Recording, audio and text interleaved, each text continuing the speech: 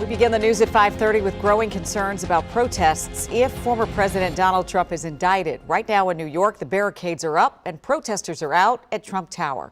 And in Florida, his supporters are also amassing near Trump's home at Mar-a-Lago. Now, this is what Trump called for, his supporters to take action if he becomes the first former president to be criminally charged. He said on his social media app, Truth Social, that it would happen today. Well, it's 5:30 and so far, no indictment. That doesn't mean one is not coming, though. Michael George joins us now live in New York with more on that and how the law enforcement there is preparing. Michael?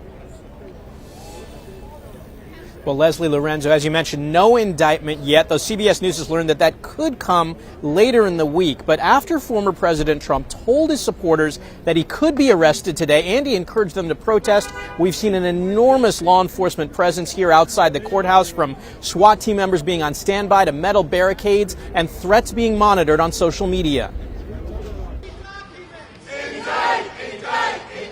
A handful of demonstrators gathered outside the Manhattan District Attorney's office Tuesday, calling for an indictment against former President Donald Trump. DA Alvin Bragg is leading the investigation into allegations that Trump may have falsified records to hide campaign finance violations in connection with a 2016 payment his former fixer Michael Cohen made to adult film star Stormy Daniels. It makes no sense. It's desperate. And their key witness is Michael Cohen, and I think that says everything that you need to know.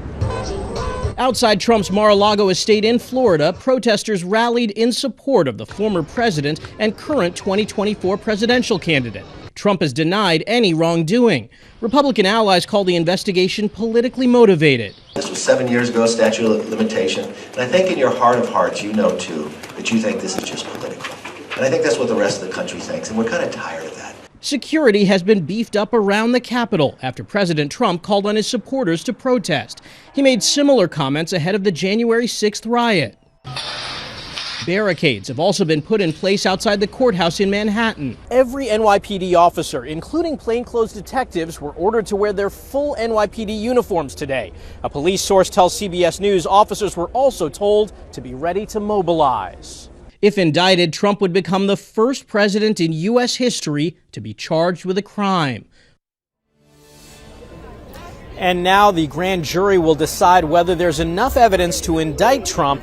All this security that we've seen out here all day today, that's expected to be here all week. We're live outside the Manhattan District Attorney's office in New York. We'll send it back to you. You know, I guess we should talk about what should happen if the former president is indicted. Do we know what happens next, Michael? Well, we're in uncharted waters here, both historically and politically, so anything could happen. But what is a likely scenario is Trump's attorneys could reach a deal with the prosecutor's office where, rather than being brought in handcuffs, he could come in here voluntarily and be fingerprinted and have his photo taken and be processed. All right, Michael, and let's talk about the politics at play here as well. You know, there's been a lot of speculation about how this might impact Trump's re-election campaign for president. What are you hearing there? Yeah, a lot of Republicans and Trump himself have said that they think that an indictment would actually boost his re-election chances. They think a lot of voters will see this as a politically motivated prosecution. But Trump's critics, on the other hand, believe that voters will keep in mind that it may be difficult to vote for a candidate who's under criminal charges, facing criminal charges. And so we'll have to see where the voters land on this. We sure will. Michael, thank you. We know you'll be reporting on it from there.